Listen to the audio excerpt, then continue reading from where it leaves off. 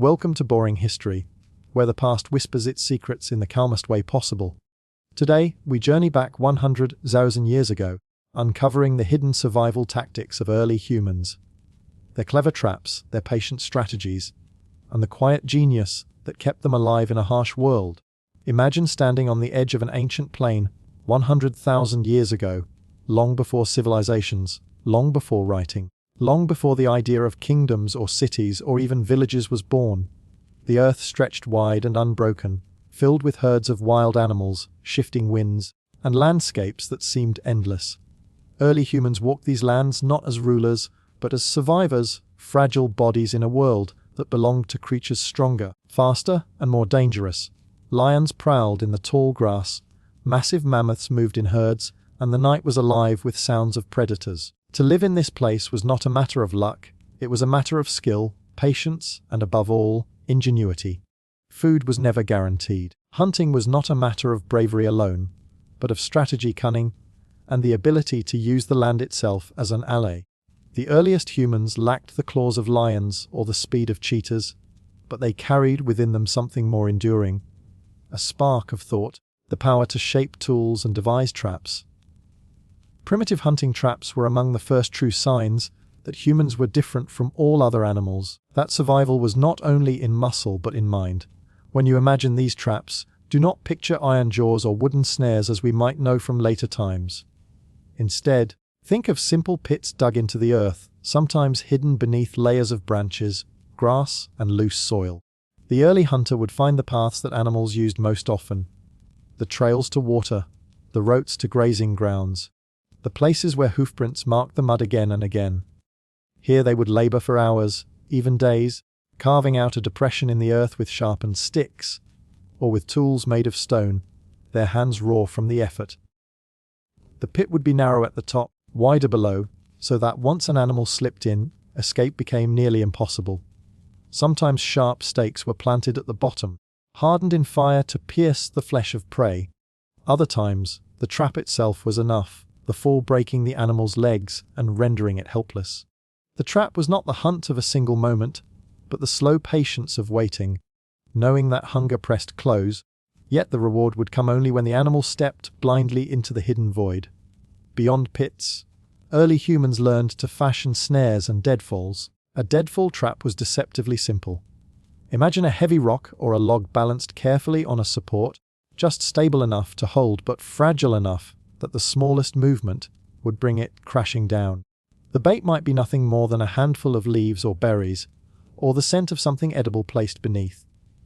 The prey, curious and hungry, would nose its way forward, brushing against the support, and in a blink, the weight above would collapse, crushing the creature beneath. To us, it might appear crude, but to them, it was brilliance, the ability to let nature itself do the killing, while the hunter conserved strength. Every trap was a gamble between time spent in preparation and the hope that it would bring food enough to feed a family. Snares were another revelation. With cords twisted from plant fibers or sinew stripped from animal hides, loops were tied and carefully positioned along the trails of rabbits, hares, or other small creatures. The loop was anchored to a bent branch, tension waiting in silence. The moment the animal's foot slid into the loop, the branch would snap back, tightening the noose around the leg or neck, suspending the prey in the air. It was the kind of trap that required nothing but watchfulness, something that worked even as the hunter slept or searched elsewhere. To invent such a thing was to create a silent partner in survival, a device that worked tirelessly, without the need for strength or constant effort. There was also the drive hunt, a strategy that blended traps with cooperation.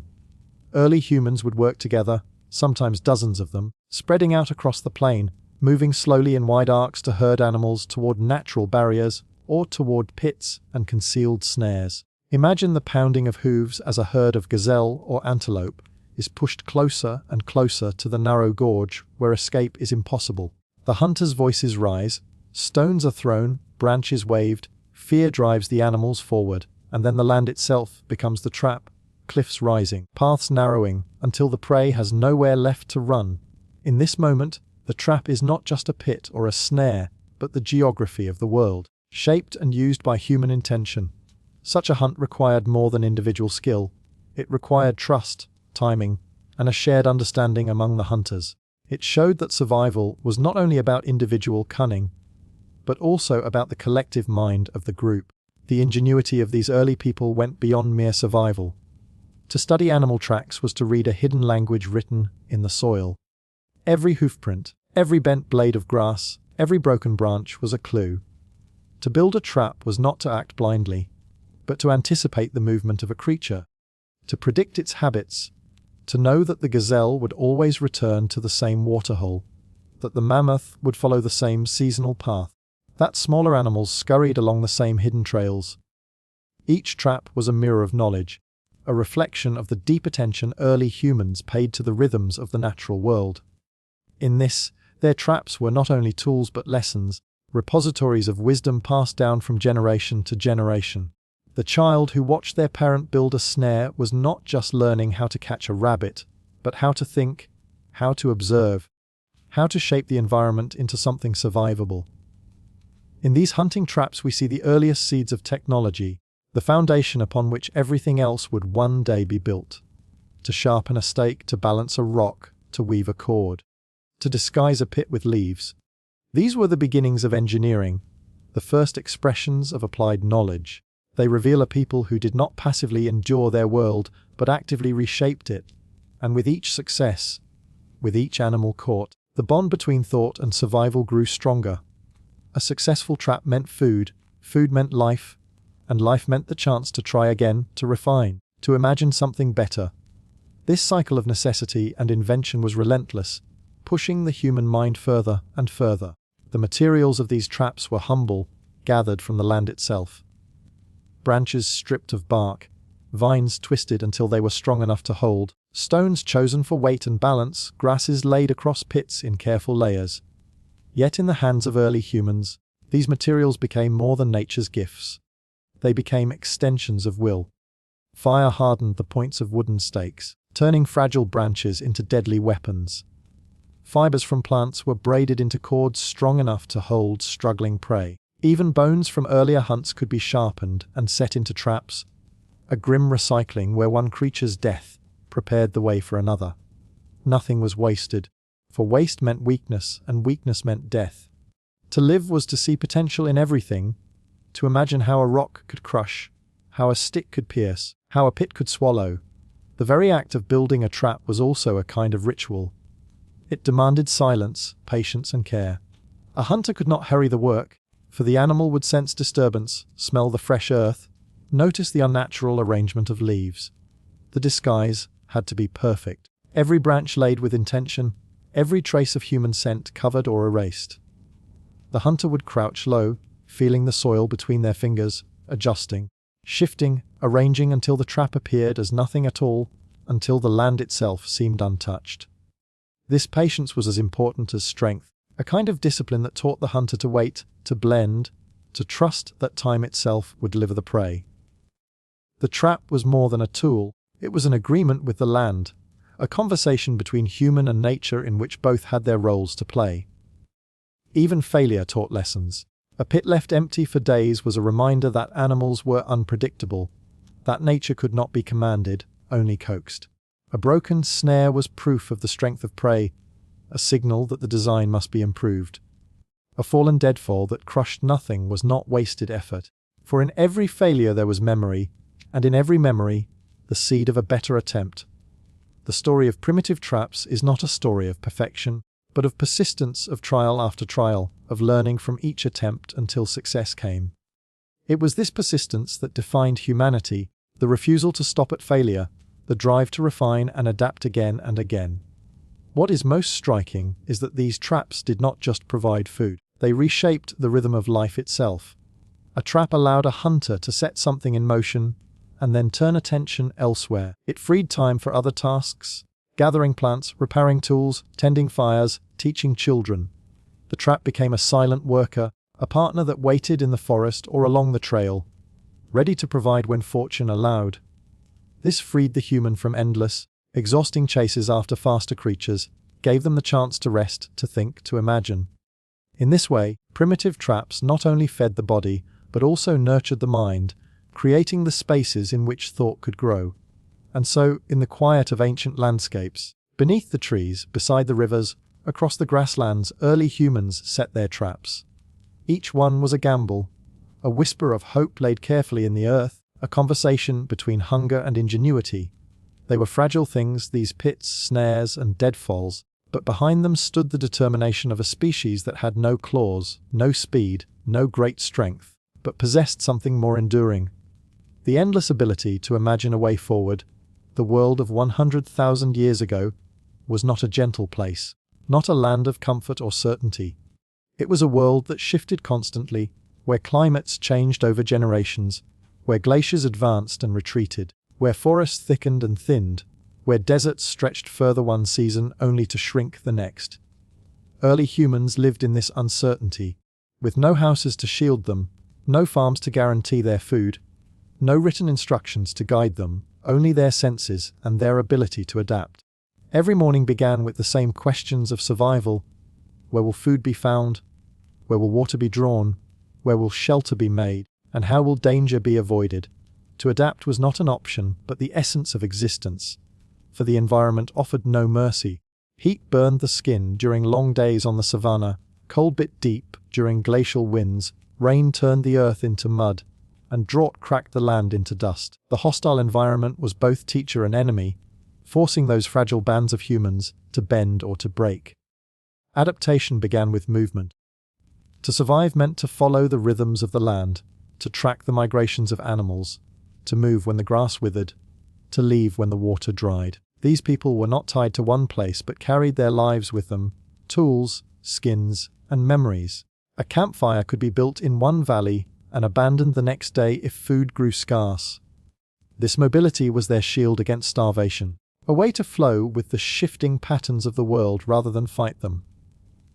To know when to leave was as important as knowing how to hunt. The path of adaptation lay always in awareness, in reading the signs of change, in feeling the wind and watching the skies. Storms warned them. Tracks of animals guided them. The taste of water told them when to move on. In their footsteps lay the beginning of migration, journeys that would eventually scatter humans across continents. But movement alone was not enough. The environment demanded more. It demanded the reshaping of habits, the crafting of tools, the invention of shelter. Fire became their ally, a glowing answer to cold nights, a protection against prowling predators, a light that extended the day. To master fire was not only to burn wood, but to learn patience, to guard embers, to carry sparks across long distances, to kindle flames from stone and tinder. Fire gave warmth when the air froze, smoke to drive away insects, heat to cook food until it was safer to eat. Cooked meat carried more energy, softened roots became digestible, grains that were once inedible became nourishment. Adaptation was never a single leap, but a series of small, deliberate steps, each one hard-won, each one shaping the path forward. Clothing was another layer of survival. In regions where frost blanketed the ground and icy winds cut through the air, bare skin could not endure. Early humans began to wrap themselves in the hides of animals, first crudely, draped over shoulders, later stitched with bone needles, tied with sinew, shaped into coverings that hugged the body and trapped warmth. Every fur worn was a story, every stitched seam a sign of ingenuity. In warmer places, adaptation looked different, less covering, more use of shade, more reliance on water and timing hunts in cooler hours of dawn and dusk. To adapt was never uniform but always particular to the land itself. The desert demanded one kind of endurance, the tundra another, the jungle yet another, and early humans bent themselves to each demand, shaping their ways like water shapes itself to the vessel. Shelter was more than warmth and shade, it was safety. Trees hollowed by time, caves carved into cliffs, overhangs of rock. These were the first homes, not built but found. Yet humans did not stop there. They began to arrange branches into lean, to pile stones into windbreaks, to cover frames with hides and grasses, shaping small enclosures where firelight could glow without being stolen by the wind. These shelters were temporary, yet they represented a shift in relationship with the world. Instead of merely enduring, humans were beginning to remake their surroundings, carving out places of refuge against hostile skies. Each shelter was fragile, but it carried with it a message: survival could be shaped Comfort could be stolen even from a harsh land. Adaptation also meant learning the patterns of danger. Predators were everywhere: lions in the grasses, leopards in the trees, hyenas circling at the edge of firelight. To live was to study them, to know their tracks, their scents, their habits, to hear a rustle and know if it belonged to prey or predator. Groups would take turns keeping watch through the night, eyes straining into darkness, ears tuned for footsteps, hands ready with stones and spears. Danger shaped not only vigilance but community itself, for safety came more from many eyes than from one. To adapt meant to trust others, to share the labor of survival, to protect the vulnerable, the young, the injured. It meant learning that togetherness was not a luxury but a necessity, a defense against an environment that never relented. Water, too, was never guaranteed. Rivers dried, lakes shrank, rains failed. Early humans learned to dig shallow wells in dry riverbeds, to follow the tracks of animals that always led to hidden springs, to remember the places where water remained longest after the rains. In some places, they carried water in skins; in others, they drank from leaves that held dew in the mornings. Every drop was life, every drop a lesson in adaptation. To find water was to unlock survival, and the knowledge of waterholes was guarded, remembered, passed on, the invisible map of survival etched into memory rather than paper. Hunger and thirst were not occasional discomforts, but constant presences, shaping every choice, every journey, every tool. Food itself was never simple. Hunting gave meat, but hunting was uncertain. Gathering plants filled the gaps: roots and berries, nuts and seeds, mushrooms and fruits. Yet not everything that grew could be eaten safely. The difference between nourishment and poison was sometimes the difference between life and death. Adaptation here was knowledge, the slow accumulation of which plants were safe, which cured, which killed, which could be eaten raw, and which required fire. Children learned by watching, by tasting, by remembering warnings. Over generations, this knowledge became a living library, preserved not in words but in stories, in habits, in taboos that protected against deadly mistakes. To adapt was to learn that survival was not only about strength but about memory, about passing knowledge from one to another, so that the group as a whole endured. The hostile environment also forced adaptation of tools. Stone was shaped into sharper edges, bones into points, wood into spears. These were not decorations but lifelines. A sharper edge meant quicker cutting of meat, more efficient scraping of hides, better defense against predators. Spears extended the reach of the arm, allowing prey to be struck before it could strike back. Over time, the refinement of tools became a form of adaptation as important as fire or clothing. Tools extended the body, made fragile hands into claws, fragile arms into weapons, fragile minds into forces that could meet the challenges of the world. To carry tools was to carry survival itself. Adaptation also meant shaping time. Hunting could not happen under blazing sun. It was timed for mornings and evenings. Travel across open plains required the coolness of night or the dim light of dawn. Work was divided, some gathering, some guarding, some teaching the young. Even sleep was adapted, staggered so that eyes were always open, ears always listening. Time itself was bent around survival, molded into rhythms that matched the pulse of the land. Day and night were not simply cycles of light and dark, but frameworks within which every choice of survival was made. The human body itself adapted. Over generations, skin tones shifted with the sun, lungs deepened with the thin air of mountains, limbs adjusted to the demands of running, walking, climbing. Endurance became the defining strength, the ability to keep moving long after faster animals had tired. Persistence hunting was born, the quiet, relentless pursuit of prey over hours, until the animal collapsed in exhaustion. This was not strength in the obvious sense, but endurance shaped by environment, a way of outlasting rather than overpowering. The hostile world molded bodies just as it molded minds, pressing humans into shapes that allowed survival. Even fear was a form of adaptation. To feel fear at the rustle of grass, at the shadow in the dark, at the sudden silence of birds was not weakness but protection. Fear sharpened the senses, made the body ready to flee, kept watch against carelessness. The hostile environment taught that fear was not an enemy but a tool, a reminder of vigilance, a guide to caution. The absence of fear was often the prelude to disaster, but the presence of fear was the whisper of survival. Through all of this, adaptation was not merely reaction, but anticipation. Humans learned to see not only what was, but what might be. Clouds on the horizon meant rain or storm. Animal migrations meant changing seasons. The growth of certain plants meant shifting cycles of the land. To anticipate was the beginning of foresight, the first glimmer of planning beyond the present moment. This was adaptation raised to thought, a step beyond instinct, a step into the realm of imagination. In hostile environments, the ability to imagine tomorrow was as vital as the ability to endure today. And so early humans adapted endlessly, bending their lives to deserts and jungles, to plains and mountains, to droughts and floods, to ice and fire.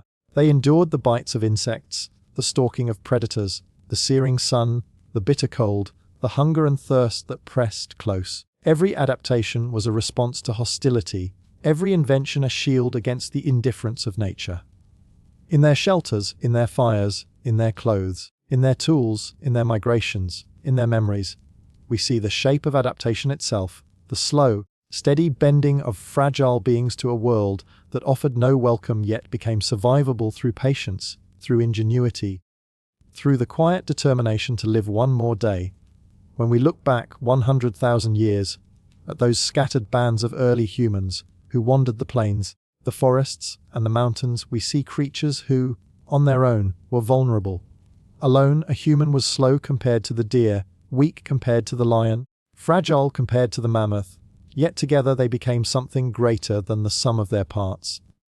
Community was not a choice, but a necessity, born not from comfort, but from the harsh demand of survival. To live in a hostile environment meant to share, to trust, to rely on others. And in this necessity, the foundations of cooperation were laid, foundations that would one day grow into villages, tribes, nations, and civilizations. The smallest gestures of cooperation, passing a spark of fire, sharing a piece of meat, watching while others slept, were the seeds of all human society. Fragile yet enduring, the invisible threads that held groups together against the weight of the world around them. At night, when the fire flickered in a shallow cave or at the base of a wind-carved cliff, the group gathered close. The flames gave warmth, but it was the circle of people that gave safety. One kept the fire alive, another sharpened a spear, another soothed a restless child, another told a story that carried memory from one generation to the next. Alone, the child would not survive, the injured hunter would perish, the old would fade without protection. But within the circle of the group, each had a role, each had value, and together they endured. This was the first lesson of community, that survival was not about the strength of one, but about the strength of many working as one. Hunting was one of the clearest mirrors of cooperation. To bring down a large animal required planning, timing, and unity. One hunter could not chase a mammoth, but a group could drive it toward a ravine, a pit, or a marsh where its weight became its weakness. Some spread wide to encircle, some shouted to direct, some threw stones to push the beast into a chosen path, while others waited with spears at the ready. Each role mattered, each action connected, and the success of the hunt depended not on a single hand, but on the careful weaving of many hands together. To share in the danger also meant to share in the reward, for when the beast finally fell, the meat was divided, the hides distributed, the bones set aside for tools. The kill was never one man's alone, but the group's, and in this act of sharing lay the invisible law of community, a law stronger than any written rule that would come later. Even in smaller hunts, cooperation revealed itself. A snare set by one was checked by another, the trapped animal carried home and shared. The gatherers moved in groups, not only to watch for predators, but also to remember which plants were safe, which berries ripened, which roots healed. A mother with young children could not travel far, so others carried food to her, watched over her children when danger pressed close. The sick or the wounded were not abandoned, for to abandon one was to weaken the group, to lose knowledge, to lose strength, to lose the memory of paths and seasons. Cooperation was more than kindness, it was survival shaped into instinct. Storytelling, too, was part of this foundation. At night, when darkness pressed against the glow of the fire, words became threads that tied generations together. The elder who had once survived a flood would tell of where the water rose and where the dry ground remained. The hunter who had faced a lion would warn of the signs that the beast was near. The gatherer who had tasted a bitter root would caution against it. These stories were not entertainment alone but instruction, memory woven into narrative so that the group carried knowledge as one body.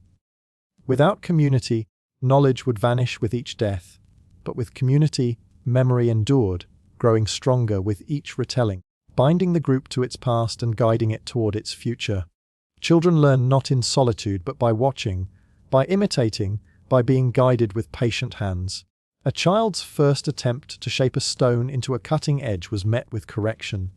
The right angle shown, the right pressure taught. A child's first steps into the forest to gather were accompanied by older eyes, pointing, warning, encouraging. The rhythm of survival was passed not in isolation, but through the constant presence of others, the silent cooperation of teaching and learning, the shared investment in the future of the group. The child was not only the responsibility of one parent, but of many, watched by the group, raised by the group, carried forward by the group. Even defense was cooperative. When predators prowled close, no single person could hope to drive them away, but together, with stones, with firebrands, with shouted cries, they could create the illusion of greater strength.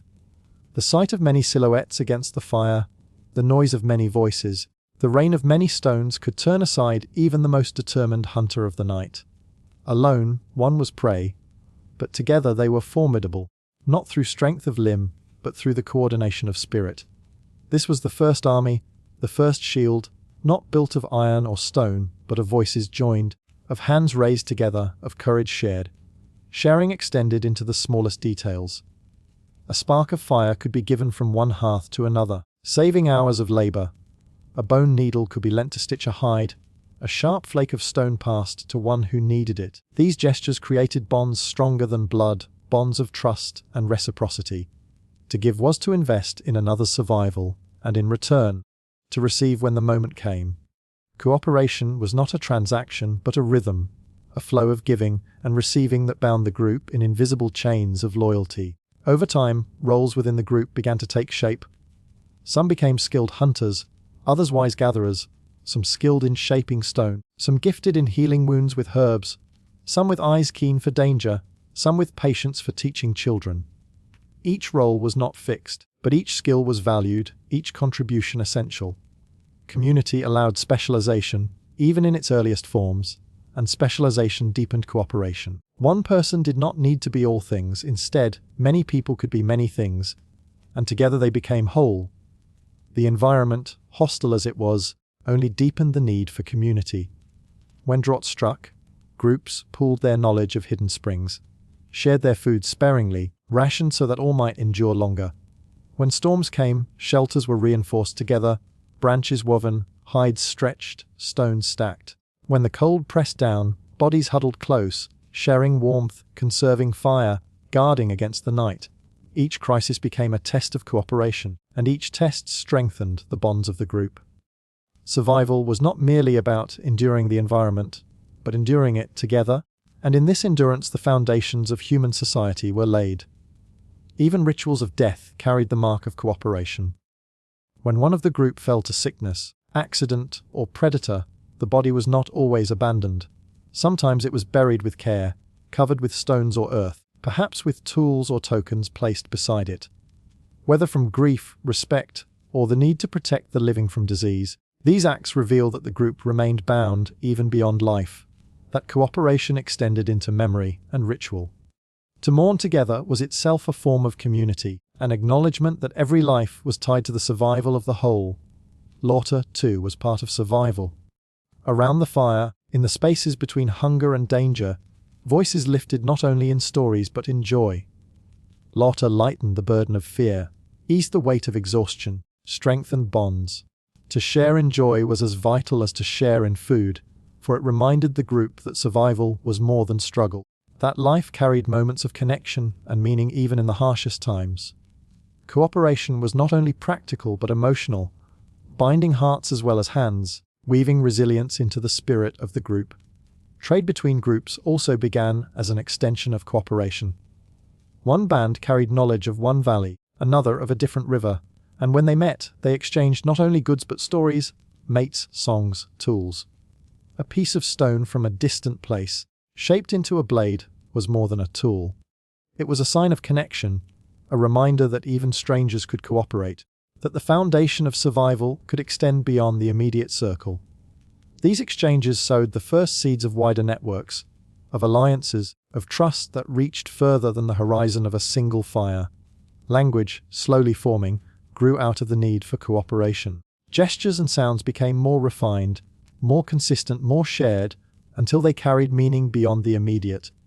Words were tools of community, bridges between minds, ways of coordinating hunts, sharing memories, warning of dangers. To speak was to cooperate, to make the unseen thought visible to others, to bind intentions into shared action.